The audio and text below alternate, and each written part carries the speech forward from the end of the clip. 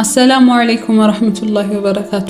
ህይወት ደግማና ደጋግማ እየፈተነቻችሁ እንደሆነ ይሰማችኋል። ምናልባት ብዙ ፈተናዎች፣ ብዙ ችግርና መከራዎች ውስጥ እያለፋችሁ ሊሆን ይችላል። ከምን ጊዜውም በላይ ወደ አላህ ቅርበት እየተሰማችሁ፣ ነገር ግን ዱዓዎቻችሁ ደግሞ እንደዘገዩና አላህም ዘንድ ችላ እንደተባላችሁ እየተሰማችሁ ሊሆን ይችላል። ብዙ ሰው እነዚህንና ሌሎች መሰል ሁኔታዎች በህይወቱ ሲደራረቡበት አላህ እሱን ችላ እንዳለው ይሰማዋል። ነገር ግን እነዚህ ምልክቶች አላህ እናንተን ለትልቁ ኒዕማ እያመቻቻችሁና ህይወታችሁን የሚቀይርን ፈረጃም ለእናንተ እያዘጋጀላችሁ እንደሆነ የሚጠቁሙ ምክንያቶች ቢሆኑስ? ዛሬ በዚህ ቪዲዮ ቁርአንና ሱናን መሰረት ያደረጉ አላሁ ሱብሃነሁ ወተዓላ እናንተ ባይታያችሁ እንኳን በዝምታ ለእናንተ ጉዳያችሁን እያስተናበረላችሁ እንደሆነና ትልቅ ለሆነ ኒዕማም እያዘጋጃችሁ እንደሆነ የሚያመለክቱ 5 ወሳኝ ምልክቶች እናያለን ኢንሻአላህ። ቪዲዮውን እስከ መጨረሻው ድረስ መመልከታችሁን እርግጠኛ ሁኑ። ምክንያቱም እናንተ ህይወት ውስጥ ያለው ምልክት ምናልባትም 5ኛው ሊሆን ይችላል። በቀጥታ ወደ ቪዲዮ ከመግባታችን በፊት ግን ቻናሉን ሰብስክራይብ ያላደረጋችሁ ሰብስክራይብ በማድረግ ቤተሰብ በመሆን ጀምሩት። ሰብስክራይብ ያደረጋችሁ ቤተሰቦቼ ደግሞ ቪዲዮ ለብዙ ሰው እንዲደርስ ላይክ በማድረግ ጀምሩት። ሁላችሁንም ጀዛኩሙላህ ኸይር። አንደኛና የመጀመሪያው አላሁ ሱብሃነሁ ወተዓላ ለትልቅ ነገር እያዘጋጃችሁ እንደሆነ የሚያሳየው ምልክት ትዕግስታችሁን የሚፈታተኑ ተከታታይ ፈተናዎች ናቸው። ብዙ ጊዜ ፈተናዎች ሲደራረቡብንና ያለማቋረጥ ሲፈራረቁብን አላህ የጠላን አሊያም ችላ ያለን ይመስለናል። ነገር ግን አንዳንዴ ይህ አስተሳሰባችን የእውነታው ተቃራኒ ነው። አነስ ረዲየላሁ ዐንሁ ባስተላለፈውና ትርሚዚ በዘገበው ሰሂህ ሐዲስ ረሱላችን ሰለላሁ ዐለይሂ ወሰለም እንዲህ ይላሉ፣ ኢነ ዒዝመል ጀዛኢ መዐ ዒዝሚል በላ፣ የምንዳው ትልቅነት ከፈተናው ትልቅነት ጋር ነው። ኢነላህ ዐዘ ወጀለ ኢዛ አሐበ ቀውመን ኢብተላሁም፣ ከፍ ያለውና የላቀው አላህ ህዝቦችን በወደዳቸው ጊዜ ይፈትናቸዋል። ፈመን ረዲየ ፈለሁ ሪዳ ወመን ሰኸጠ ፈለሁ ሱኽጥ፣ ያኔ ፈተናውን ወዶ የተቀበለ ሰው ለእርሱ ውዴታ አለለት፣ የተቆጣ ሰው ደግሞ ለእርሱ ቁጣ አለበት ይላሉ። ይህ ሐዲስ አላህ አንድን ሰው ሲፈትነው ስለጠላው ወይንም ስላራቀው ሳይሆን ስለወደደው አሊያም ትልቅን ምንዳ ስላዘጋጀለት እንደሆነ ይነግረናል። ለዚህ ነገር ከቁርአን ትልቅ ማሳያ ሆኖ የምናገኘው ነገር ሱረቱ ዱሃ ነው።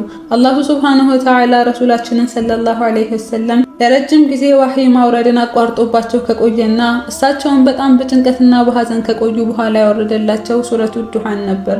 አላሁ ሱብሃነሁ ወተዓላ ይህችን ሱራ በሁለት ተከታታይ መሐላ ነበር የጀመራት።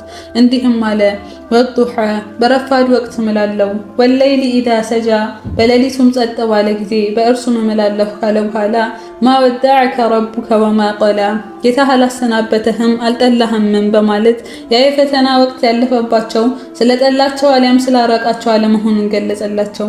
ከዚያም በቀጥታ ወለልአኺረቱ ኸይሩን ለከ ሚነል ኡላ፣ የመጨረሻይቱ ዓለም ከመጀመሪያይቱ ይልቅ ላንተ በላጭ ናት።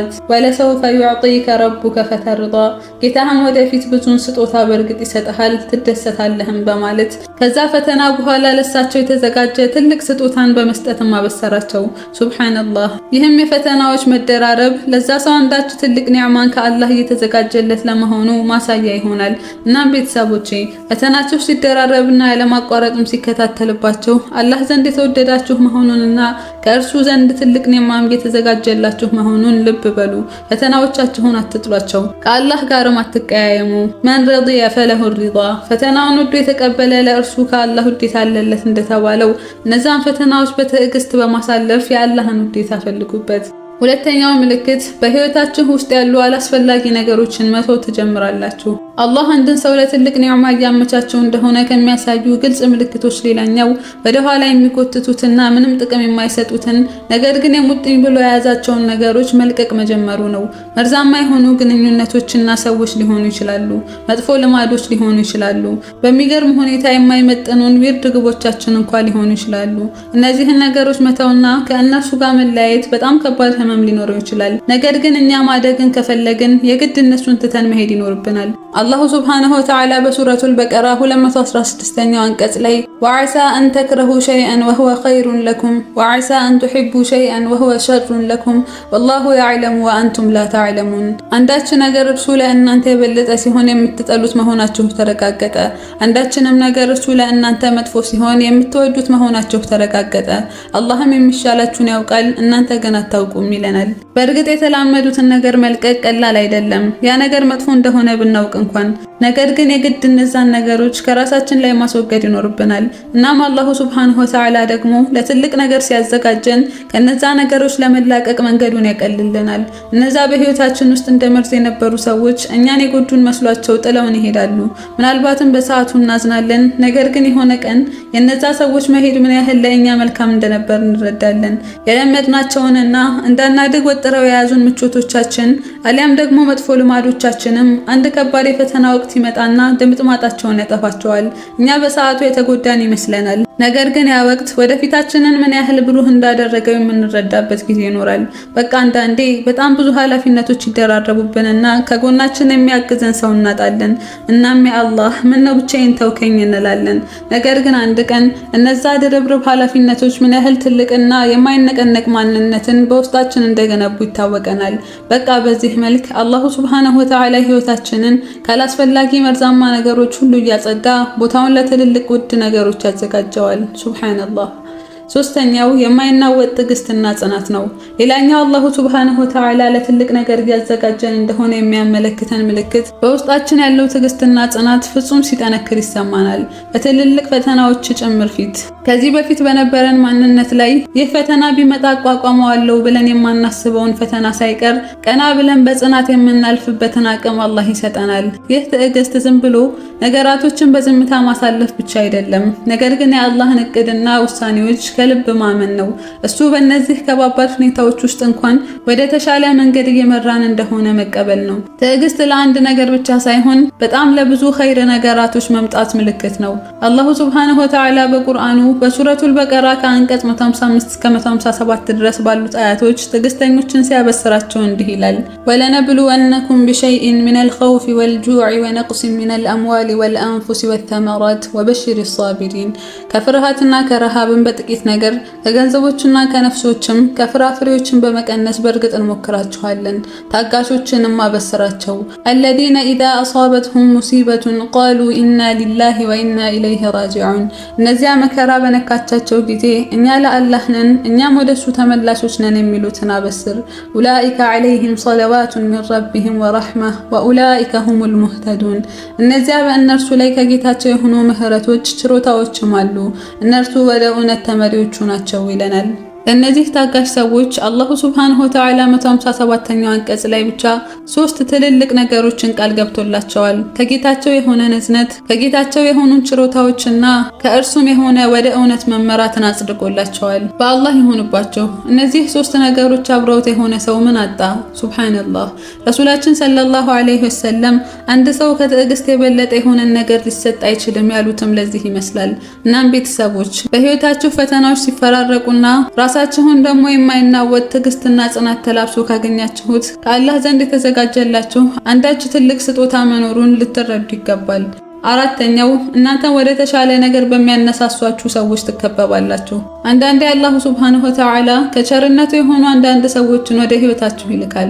የሆነ ሰዓት ላይ ብቻ ራሳችሁን ስታስተውሉት በእንደዚህ አይነት ወደ ከፍታችሁ እንድትመለከቱ በሚረዷችሁ ሰዎች ተከባችሁ ታገኙታላችሁ። ይህ አላህ እናንተን ለትልቅ ነገር ያዘጋጃችሁ መሆኑን የሚያሳይ ምልክት ነው። ረሱላችን ሰለላሁ ዐለይሂ ወሰለም በሐዲሳቸው አልሙእሚኑ ሊልሙእሚኒ ከልቡንያን የሹዱ በዕደሁ በዕዳ፣ አንድ ሙእሚን ለሌላ ሙእሚን ልክ እንደ ግንብ ነው፣ እያንዳንዱ ክፍል ሌላኛውን የሚያጠነክር ነው አሉና ከዚያም 2 ጣቶቻቸውን አጣምረው አሳዩ። ራሳችሁን ለኸይር ነገር በሚያበረታታችሁ የመፈጠራችሁን ዓላማ በሚያስታውሳችሁና ወደ አላህ እንድትቃረቡ በሚያመለክቷችሁ ሰዎች መሃል ካገኛችሁት ይህ ከአላህ የሆነ እጅግ ትልቅ ስጦታ እንደሆነ ልትረዱ ይገባል። ይህ አላህ ለእናንተ እንደ መሪ የሚልክላችሁ ሰው ከጓደኛችሁ ሊሆን ይችላል፣ የቤተሰብ አባል አሊያም ዘመድ ሊሆን ይችላል። ምናልባትም በዚህ ዘመን ደግሞ ስልኮቻችሁን የሞላ ንግግሩም ሆነ ተግባራችሁ እናንተን ወደ አላህ እንድትቃረቡ የሚረዳ ከመጥፎ ሁኔታችሁ እንድትወጡ የሚያግዝና ሁሌም የተፈጠራችሁበትን ዓላማና ትልቁን ግባችሁን የሚያስታውስ ሰው ሊሆን ይችላል። አላህ ይህንን የመሰለ አንድ ሰው ሊሰጣችሁ አሊያም ብዙ የዚህ አይነት ሰዎች መሃል ሊከባችሁ ይችላል። የትኛውም ቢሆን ግን ከአላህ የሆነ ትልቅ ስጦታና አላህ ስለ እናንተ አንዳች መልካም እቅድን እንዳስቀመጠላችሁ ማሳያ ነው። እስቲ ተረጋግታችሁ ተቀመጡና አላህ በዙሪያችሁ ይህንን የመሰሉ ሰዎችን አድርጎላችሁ እንደሆነ ተመልከቱ። እናም እድለኛ ከሆናችሁና ካገኛችኋቸው አጥብቃችሁ ያዟቸው። አምስተኛና የመጨረሻው ያለፈውን ጊዜ ሁሉ ትታችሁ አዲስ ህይወትን ለመጀመር ፍላጎት ይሰማችኋል። አላህ ለትልቅ ነገር ያዘጋጃችሁ እንደሆነ ከሚያሳዩ ግልጽ ምልክቶች አንዱ ያለፈውን ህይወታችሁን፣ ያለፈውን ውድቀታችሁን፣ ያለፈ ስብራታችሁን፣ ኢቭን ያለፈውን ስኬታችሁን ሁሉ ትታችሁ አዲስ ህይወትን ለመጀመር ውስጣችሁ ላይ ፍላጎት ማደሩ ነው። ይህ ማለት ታሪካችሁን ትረሳላችሁ ማለት አይደለም። ነገር ግን እነዛ ነገሮች ወደ ኋላ እንዲጎትቷችሁ አትፈቅዱም ማለት ነው። ከዛ ካለፈ ታሪክ ውስጥ ትምህርትን ወስደን ጥንካሬና ጥበብን ተላብሰን መውጣት ማለት ነው። እና በመጨረሻም አላሁ ሱብሃነሁ ወተዓላ በቁርአኑ ሱረቱል ኢምራን 139 ላይ ወላ ተሂኑ ወላ ተሕዘኑ ወአንቱሙል አዕለውነ ኢን ኩንቱም ሙእሚኒን፣ አትስነፉ አትዘኑም፣ እናንተ ሙእሚኖች ስትሆኑ የበላዮች ናችሁ ይለናል። ልባችሁንም ሆነ አእምሯችሁን ትንሽ ቀለል አድርጉት። ከአላህ የሚመጡላችሁን አዳዲስ እድሎቻችሁንም አታባክኑ። ሁሌም ማደግንና መሻሻልን ምረጡ። አሁን ላይ እያለፋችሁበት ያለው የፈተና ማዕበል የእናንተን መርከብ ወደ ሰላሙ ደሴት ሊወስዳት የመጣ ይመስላል። በዚህ እጅግ በሚፈጥንና ውድድር በበዛበት ዓለም ውስጥ ባለፉ ስህተቶችና ውድቀቶች ተጠልፎ መውደቅና ባለፉ ስኬቶች ላይ ብቻ ተንጠልጥሎ እዛው መቅረት ቀላል ነገር ነው። ነገር ግን እናንተን አይመጥናችሁም። እመኑኝ፣ መዘግየት ሁሉ መቅረት አይደለም።